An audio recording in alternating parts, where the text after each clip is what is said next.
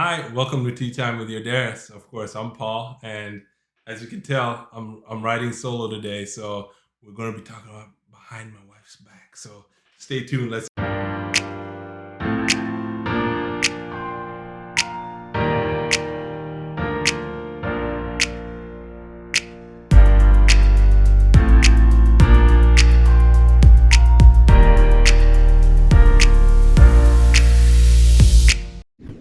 So today we're going to talk about how to support your wife postpartum. Why this is a very important topic to me is number one, my wife's my hero.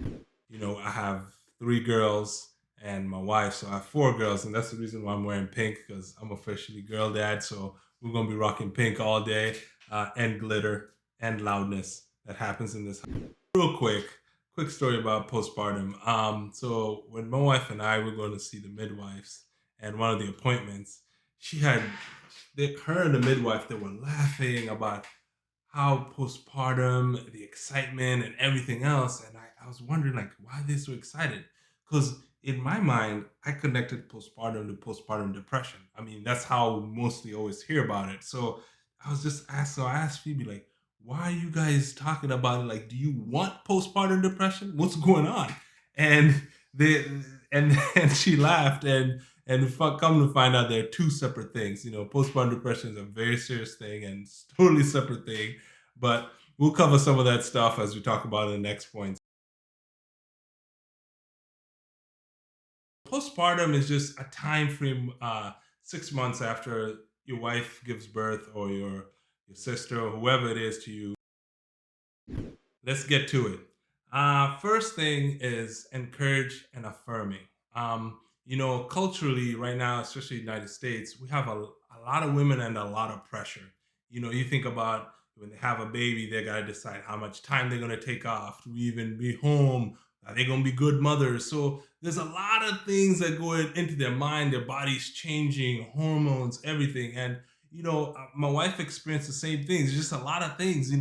As she was a young mom. We were both just young, and so there's a lot of nervousness. You're kind of like, how are we going to do it? And so there's a lot of things that rely on a mom that she has mom guilt, as they call it. And so that's the first thing that I decided. Encouraging and affirming. Letting her know that you're going to be by her, help her, and be with her. Second point is sleep and food.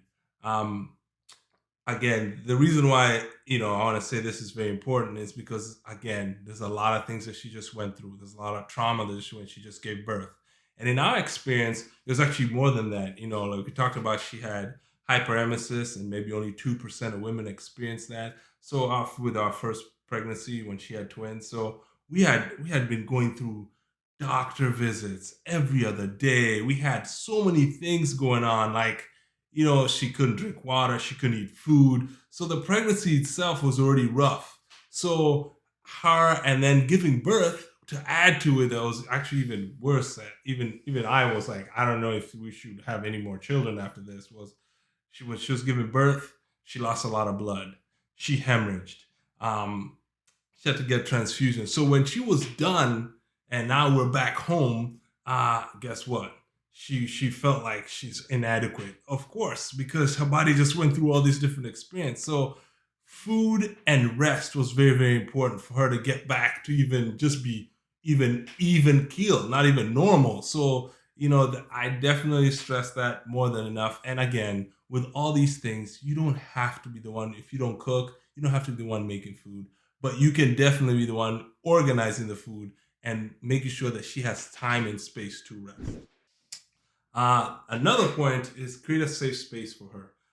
Like we talked about a little bit earlier, is that there's a lot of complications, and sometimes when you create a safe space where she can share some of the things that she's feeling, because again, it's not easy. Sometimes they feel pressured. Culturally, the women are given so much pressure. Like, how are you gonna be a mom? Are you gonna be a good man? Should I take time off? Are you working? How long are you gonna take time off? Are you gonna do this? You're gonna do this. You're gonna do this, do this, do this, do this. And so it just feels like there's always so much. So creating a safe space for her, she can kind of share some of the insights, so you can kind of know where you can help her, where you can encourage her, areas where you're like, okay, no, you can take some things off her plate and kind of help her so that she can just be a better mom. The next point I want to talk about is, remember, women multiply everything you give them. So if you give them happiness, they'll multiply it. So if you give encouragement, they'll multiply it.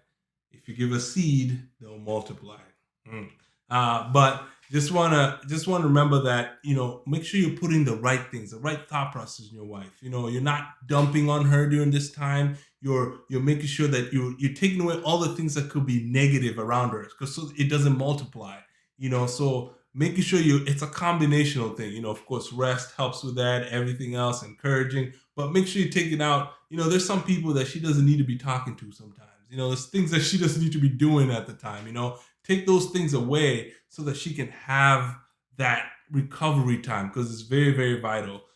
Another point, if you have other kids like we did for when she had the first pregnancy with the twins, now she had another one, is create time where she can bond with her other kids. If that means you need to take the baby or sometimes do an activity, find ways to interact, because you want to still keep the family blending together. So another way is also make sure that she also gets filled up with the other children too, because sometimes she can be so worried about doing so many things that sometimes just take the time to organize it. Maybe get a babysitter, so maybe you and her can just take time. Again, use your discernment. See what your family needs, see where you need to make the decision. Another point, plan an activity with your wife. I know I mentioned it, alluded earlier, with getting babysitters so you can kind of go and do something with her, but just having time to get away from the house. I know my wife was so stuck on being home that in her mind, like leaving home was like everything's gonna be messed up. And so sometimes you have to take her away and remember that she's more than a mom.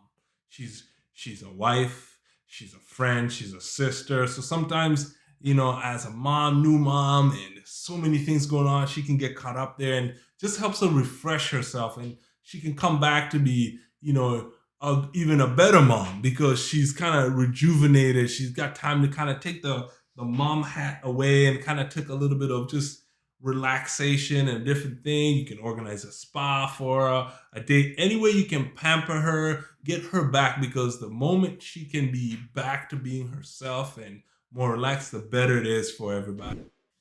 Next thing that has worked for us is ask for help. I know when you first have the baby, you have so many people coming to help. Maybe organize it to where not everybody comes at one time, so they can help you.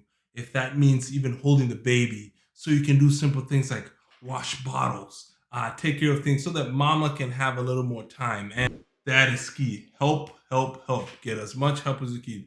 Don't be shy about it. People always ask, what else can I do? Yes, there is something they can do. And I was talking to one of my friends, and he had mentioned that. So I was like, Paul, man, I need your advice. What do you think it works? Some things can be solved with just resources. For example, if you have one bottle set and you go through that in one day, maybe you should get three. So you have 3 days buffer before you have to wash again. So just finding ways between you and your wife and how to kind of make things, and as you're creating a safe space for her, it's definitely something you want to do. You guys can communicate, because sometimes she doesn't want to share, or maybe she doesn't feel like, I'm not being a good mother, I need to do so many different things. That's why you want to make sure you're asking help for her, like anywhere where you can see where you can insert some help or find a way to do something for her. That'll be great, because that makes a big change. Because I know there's a postpartum depression side, but also the baby blues, which.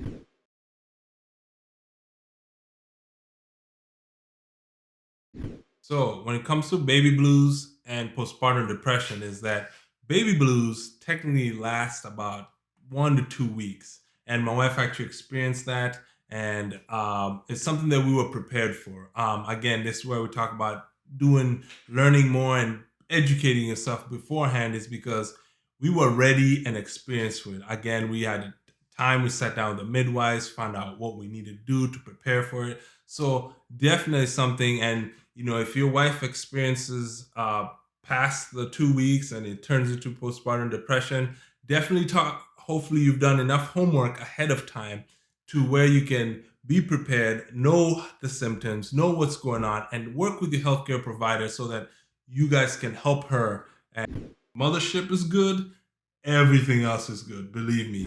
So you're probably asking, why? Why should I do this? The main reason is number one is for your wife's health, your spouse's health.